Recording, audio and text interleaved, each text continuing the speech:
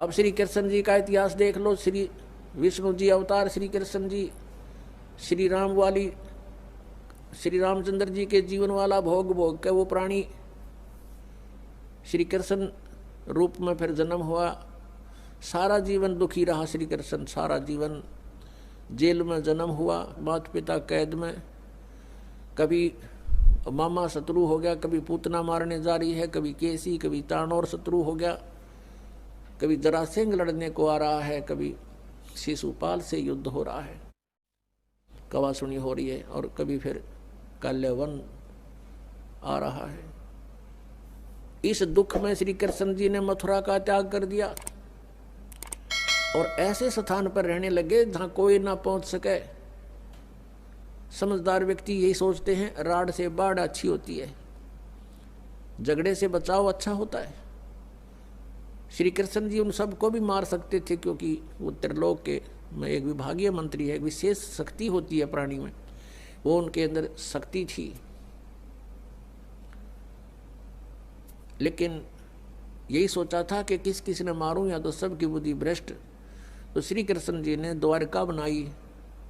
समुद्र के बीच में एक टापू था जिसका केवल एक गेट था, द्वारिका, एक द्वार की नगरी। और ये सोच करके वहाँ यदि इतनी दूर, पहले तो कोई आवेगा नहीं, ऐसे स्थान पर जा रहे हम, और वहाँ कोई आवेगा युद्ध करने, तो हम एक ही तरफ से उसका सामना कर सकते हैं, इसलिए एक गेट था उसका, और बाकी 3 समुद्र था 3 तरफ। तो वहाँ श्री कृष्ण जी चले गए, अपना अधिकतर सारा ही जीवन वहाँ व्यतीत किया। यहाँ तो ज़्यादा से ज़्यादा 18 साल के 20 वर्ष के तक यहाँ रहे थे द्वारका में, और बाकी फिर लगभग 200 वर्ष तक जिए थे श्री कृष्ण जी, और बाकी का समय द्वारका में व्यतीत किया था उन्होंने। तो अब ये जो लोग अनजान संत ऋषि, ये गुरु नकली हमें भ्रमित करते हैं कि द्वारका का उस गोवर्धन का की परिक्रमा करनी चाहिए, और वृंदावन अवश्य जाना चाहिए, मथुरा में अवश्य जाना चाहिए, वहाँ हमारे भगवान ने लीला की है, उनके चरण कमल टिके हैं, वहाँ घूमा करते थे, स्नान किया करते थे। अरे श्री कृष्ण जी यहाँ तक 20 वर्ष रहे थे मथुरा में, बाकी 180 साल तो वहाँ रहे हैं द्वारका में, और वहाँ का नामो निशान मिट गया उस द्वारका को।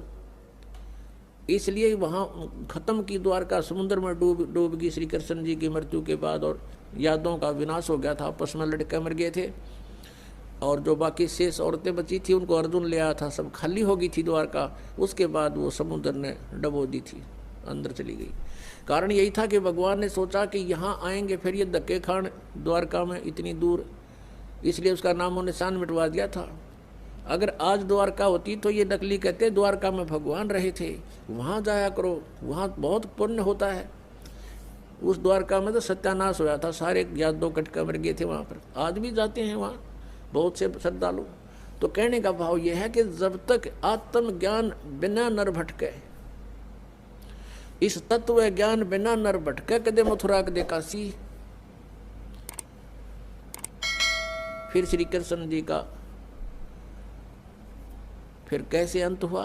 श्री कृष्ण जी के सामने पूरा यादव कुल आपस में लड़का मर गया, पोते पड़पोते रिश्तेदार सब आपस में कट कर मर गए।